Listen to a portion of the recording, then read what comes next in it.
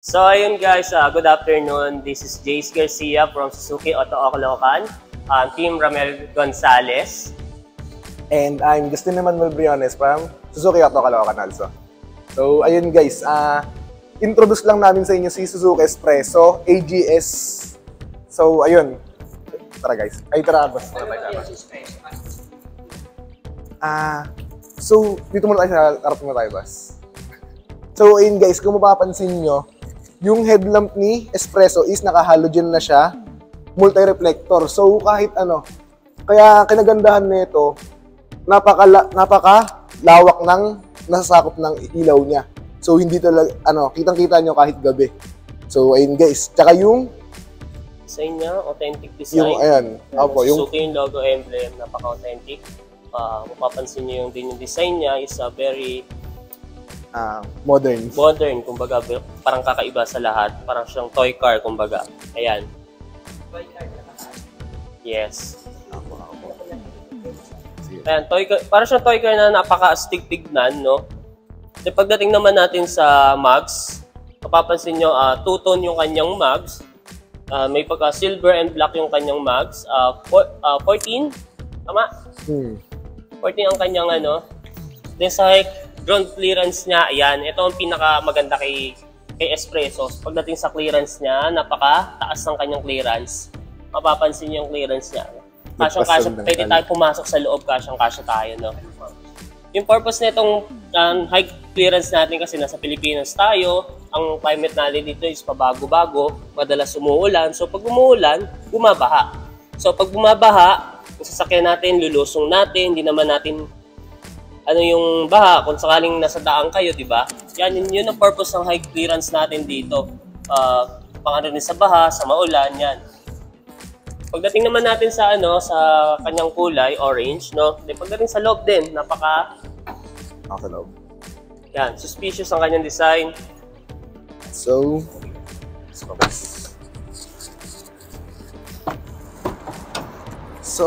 ayun guys, interior design ni Espresso. So, pansin nyo guys, tignan nyo, yung dashboard pa lang napaka-modern na, no? Kaya kahit simple pero ang angas ng dating. So, isipin nyo guys, sa halagang 660 na nasasakyan, yung infotainment system nyo naka-touchscreen na. So, ang modern talaga. Tsaka guys, tignan nyo, sa halagang 600,000, hindi tinipid sa pictures, no? So, ayun, yung side mirror natin, naka-automatic na siya. Hindi na natin kailangan ibaba yung bintana, tas ayusin, lalo na pag maulan. Ang hirap nun guys, pag kailangan nyo pang ibaba yung bintana, tas lulusot nyo pa yung kamay nyo para lang kahit sa kanan. So, ayun guys, sa halagang ulitin ko ulit, sa halagang 600,000, ayun tignan nyo yung pictures na Espresso, hindi tinipid.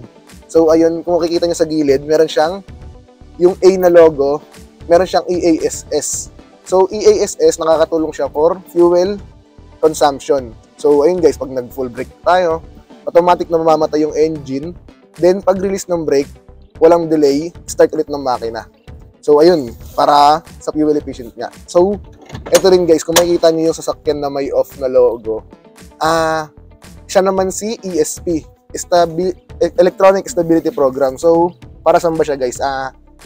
Si ESP, for safety features, tumutulong siya pag kung sakaling dumaan tayo sa madulas na daan, hindi tayo malululus ng control sa manibela. Yes. So, ayun, napakalaking factor din guys. So, ayun. Tsaka isa rin sa, kung kahit saan nyo i-search, si Espresso, talagang mapagmamalaki yung nito guys, fuel efficient. So, isipin nyo, nung tinest siya ng media, 5 passengers yung laman, umabot siya ng 25 kilometers per liter. 25 per kilometer. So, ayun, pasok ka boss, sa second row ka. Ay, hindi, wag second row. Ayun, so, ayun guys, kung makikita nyo yung niya, Panel, yan. Ayun, yung panel niya guys, nasa gitna. So, ang kinagandahan yan guys, kahit yung mga angkas nyo sa likod, kitang-kita yung mga bilis ng takbo nyo, para kung sakali mo na mapabilis kayo ng pagdadrive, kaya kayo sawayin ni angkas. Yan. So, ayun. Si infotainment system natin guys, naka 8 inches touchscreen monitor tayo with offline navigation, Apple CarPlay, tsaka Android Auto. So, hindi na tayo makakahassle mag-sound trip, connect na lang tayo sa Bluetooth, yan. sa connector, cable. Yung cable natin dapat original. Ayan. Yan. Opo. Hindi siya pwedeng local lang kasi hindi siya babasahin ng infotainment natin. Yan, pagdating naman sa ano niya, meron na rin siyang sa halagang 600,000, no? Meron na rin siyang dalawang airbag. Ayan, no? Murang-mura na, napaka-astig patignan pagdating sa design niya dito. Sa safety niya. Then meron siyang, yan, lagay ng mga documents mo, mga papers mo, like yung mga ORCR mo, dito na rin nilalagay. So, ayun guys, ito naman logo to para saan to? Ito yung para sa bintana. Naka-automatic na siya. So, kapag gusto nyong ibaba yung bintana, dito na lang. Ayan. Hindi na siya gaya ng dating Espresso na manual. Yes po. So, ayun guys, naka-automatic aircon na rin siya. So, ayun, may USB port, 12 bulb socket. Ayan, so, ayun, may cup holder din sa harap. Kaya napakalaking tulong nito guys, lalo na pag long drive, yung driver natin kung sakaling antokin, at least merong pang safety ng kape. Ayan, isang kuha na lang kape na agad. Yan, pagdating natin naman sa likod natin, sa second row, yan. Napakaluwag. Napakalambot ng kanyang material, napakalambot ng upuan. Isofix ang kanyang upuan. Ayan. Yan, mapapansin nyo pagdating sa upuan natin, napakaluwag. So, ayun guys,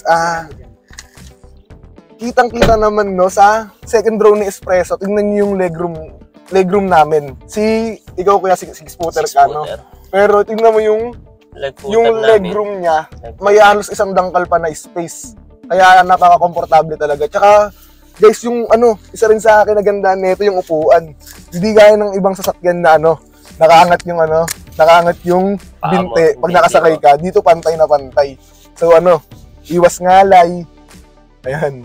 Tsaka yung sa headroom niya. Ayun guys, ako 5'8", si Kuya Jay 6 flat. Ayun may space pa rin for headroom. Requirements. So ayun, ulitin ko lang ulit. Sa mga gustong kumuha ng sasakyan, tulungan namin kayo. Kailangan lang namin sa inyo is 2 valid ID for employed, 2 valid ID, proof of billing, COE, and latest 3 months na payslip. Ayun lang naman kailangan guys, kami na bahala sa inyo magpa-approve. Sa business naman, sa business, kailangan natin ng 2 valid IDs, DTI permit, yes, proof of billing, then 3 months latest bank statement. So ayun, sa mga OFW naman guys, 2 valid ID, proof of billing dito sa Pinas, latest contract, tsaka remittance nyo lang sa pinapadala nyo. Kami na bahala ulit magpa-approve dun guys. Tsaka guys, isa rin ang dami nag-i-inquire sa akin sa online, sa Espresso, mga OFW. So kasi, napakalaking tulong din nito guys. Kung praktikalan lang, Espresso talaga highly recommendable. Kung business din naman, pwede rin naman pang business to. Sobrang luwag niya. Yan, para sa safety natin sa mga bata rin, lalo na, pumapasok yung mga bata, sinusundo nyo. So ito na si Espresso, napaka-tipid pa sa gas, mura, kayang-kaya, abot kaya nyo. Kaya, sa mga anak nyo na gusto nyo sunduin sa school, yan, pwede na kayo mag-apply online application. Tsaka yun guys, nag-cater din kami online application. Di nyo na need pumunta ng kasa, kami na bahala. Send nyo lang sa messenger namin picture ng requirements, tsaka application form. Kami naman na bahala mag-process doon. Pupunta na lang kayo ng kasa once na mag-releasing. So, ayun guys, sa mga taga-probinsya, huwag kayong matakot guys na mag-inquire, magtanong, kung may tanong kayo. Kasi compare din naman kasi sa presyo sa probinsya, medyo mas mura talaga dito. And so, ayun, baka makonsider niyo yung promo. Pwede kayo kumuha dito. Pagdating, pumupunta lang tayo sa likod. Ayan, sa likod eh.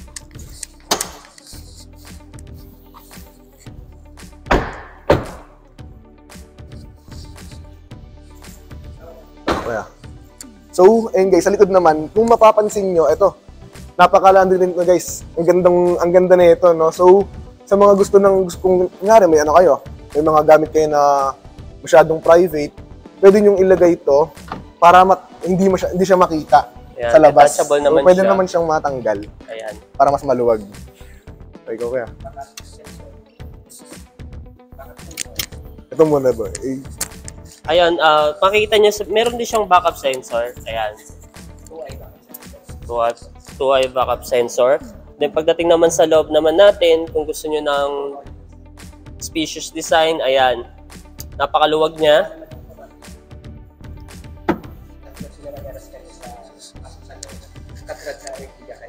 Yan. Napakaluwag niya. Pwede siya pang business. Swak na swak yan sa mga... Ayun, gusto nyo na ngayon, no? Kung espresso guys, pang business rin talaga kasi isipin nyo, kung ikaw lang mag-isa, bibili ka ng mga, sakali, business mo, bigas, ilang sakong bigas pa kasya dito. So, pasok na pasok talaga sa business nyo. Sakong-sakto rin sa price ng business talaga, guys.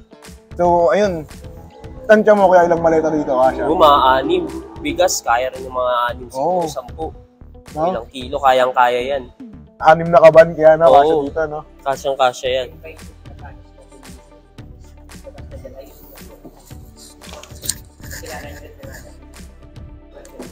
So, ayun guys.